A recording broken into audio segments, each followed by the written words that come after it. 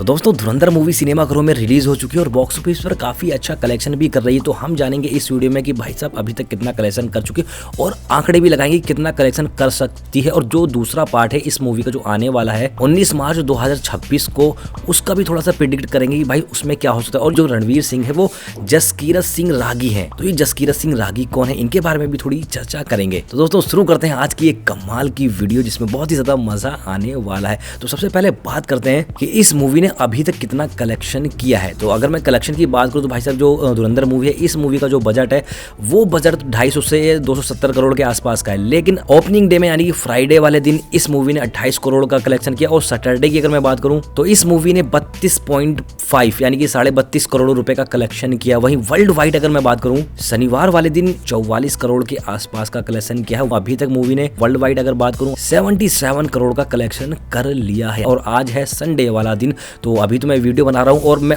अगर आंकड़े लगाऊं अपने तो मेरे हिसाब से आज के दिन ये मूवी लगभग 40 से 50 करोड़ का कलेक्शन करने वाली है। और वर्ल्ड वाइड अगर मैं बात करूं तो भाई साहब 100 करोड़ आज इस मूवी का बिल्कुल पास होने वाला है। अगर मैं बात करूं आदित्य धार की जो उरी मूवी आई थी उसने भाई साहब इंडिया में 244 करोड़ कमाए थे और वर्ल्ड वाइड 342 करोड़ इस मूवी ने पूरी की पूरी कमाई करी थी। और इस मूवी का जो बजट था ना वो बहुत ही नॉर्मल बजट था, 25 से 40 करोड़ के आसपास में ये पूरी मूवी बन गई थी। वही यार धुरंधर का 250 से 275 का यार मतलब बजट है। और फर्स्ट वीकेंड यानी कि फ्राइडे सैटरडे संडे की अगर मैं बात करूं तो जो उरी मूवी थी उस मूवी ने सिर्फ और सिर्फ 35 करोड़ के आसपास का ही कलेक्शन किया था, जबकि भाई साहब अपनी धुरंधर तो तबाही मचा रही है। बाकी जो इस मूवी की जो शूटिंग वगैरह हुई थी लद्दाख, मुंबई, पंजाब और थाईलैंड में हुई थी। थाईलैंड के जो सीन है मेरे को तो समझ में नहीं आएगा, हुई होगी किसी ऐसी जगह।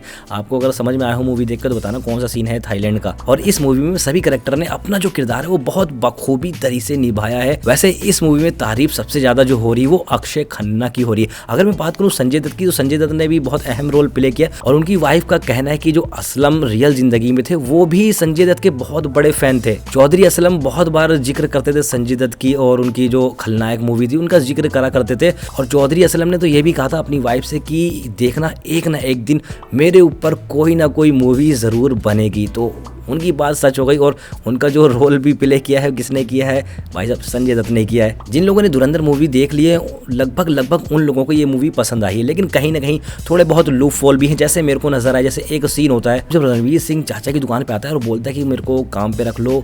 चाचा को पता होता है ये इंडियन जासूस है लेकिन उसको फिर भी बाहर भेज देते हैं और वो पिटता है। एक दिन धाए गुंडे मारते हैं, रात में बाहर सोता है। ये भी कहीं लॉजिक से थोड़ा सा बाहर जाता है। मतलब कुछ सीन इस मूवी के ऐसे हैं जो थोड़ा सा आपको लॉजिक से हटते हुए नजर आएंगे अगर आप डीपली इस मूवी को एनालाइज करोगे। लेकिन मूवी बहुत अच्छी है। मूवी के कुछ पार्ट तो मेरे को बहुत अच्छे लगे, जैसे जो 26/11 होता है जब मूवी चल रही होती है तो वो थिएटर में एक सीन ऐसा आता है जब मतलब स्क्रीन बिल्कुल रेड हो जाती है। उस पर जो 26/11 में रिकॉर्डिंग हुई होती है, मतलब जो कसाब के थ्रू और इलियास कश्मीरी के थ्रू जो बातें हुई होती हैं वो रिकॉर्डिंग हमको सुनाई जाती है। मतलब वो मूवीज में नहीं है, मूवीज से हटकर होता है, लेकिन वो पार्ट बहुत अच्छा लगा कि चलो ये साथ ही साथ नॉलेज भी दे रहे हैं। वैसे अगर बात करें जगजीत सिंह रागी कौन है, रणवीर सिंह को दिखाया गया कि लास्ट में नाम लिख के आता है कि रणवीर सिंह जो है जगजीत सिंह रागी है, लेकिन दरअसल में ये कोई रियल बंदा नहीं है, एक फिक्शन नाम है जो आदित्य धार ने अपने माइंड में सोचा होगा। और इस मूवी का जो सेकंड पार्ट आएगा 19 मार्च 2026 को आएगा। तो आपको क्या लगता है कि इस मूवी में क्या क्या हो सकता है, सेकंड पार्ट में क्या क्या दिखाया जा सकता है? क्योंकि ट्रेलर में हमें बहुत सारी चीजें दिखाई गई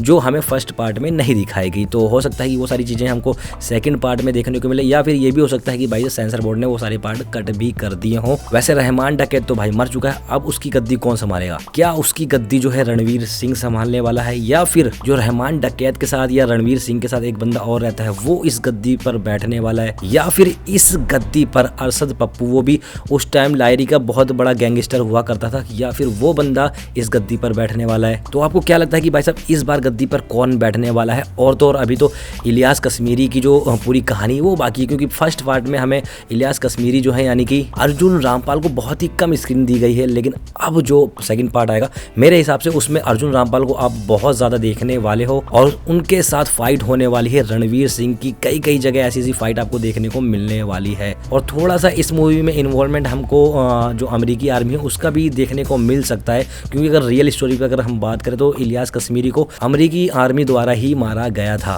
और इस मूवी में कई जगह जो इलियास कश्मीरी है वो बड़े साहब एक नाम जिक्र करता है, बड़े साहब। तो ये बड़े साहब कौन है? क्या बड़े साहब जो अलकायदा से कोई बड़ा बंदा है, उस बंदे को भी शायद इस मूवी में दिखाया जा सकता है। और साथ ही साथ जो रणवीर सिंह का जो पास्ट है वो भी हमको शायद इस मूवी में थोड़ा बहुत देखने को मिलेगी। रणवीर सिंह का पास्ट क्या था, कैसे वो जेल गया या फिर अपने आप को खत्म करने की कोशिश करी, क्योंकि इसमें दिखाया गया था ना इस मूवी में कि हम ऐसे बंदों को एजेंट बनाते हैं जो अपनी ज़िंदगी से पूरा हार जाते हैं, तो जेल में रहते हैं, उनको उम्र कैद की सज़ा मिलती है या फिर अपना मतलब अपनी ज़िंदगी को ख़त्म करने वाले, तो उन बंदों को हम मतलब जासूस टाइप का बनाते हैं। तो हो सकता है रणवीर सिंह का भी पास्ट इस मूवी में आपको देखने को मिलने वाला है। तो आप भी थोड़ा प्रेडिक्ट करके बताइए, कमेंट करके ज़रूर बताना कि आपको क्या क्या लगता है कि सेकंड पार्ट में होने वाला है। और साथ ही साथ चलते चलते मैं आपको एक चीज़ और बता दूँ, ये जो मूवी है OTT पर भी रिलीज़ होगी। और किस OTT पे आएगी? ये मूवी आएगी नेटफ्लिक्स पर। अब कब आएगी? 2-3 महीने बाद ही कम से कम आएगी, आपको नेटफ्लिक्स पर देखने को मिलेगी, क्योंकि इसका जो टाई अप है वो नेटफ्लिक्स से हुआ है। बाकी वीडियो अच्छी लगी तो वीडियो को लाइक कर दें, साथ ही साथ चैनल को सब्सक्राइब नहीं किया तो सब्सक्राइब कर दें, क्योंकि हम आपके लिए ऐसे ही तड़कती भड़कती न्यूज़ और डिटेल फिल्मी दुनिया की लाते रहते हैं।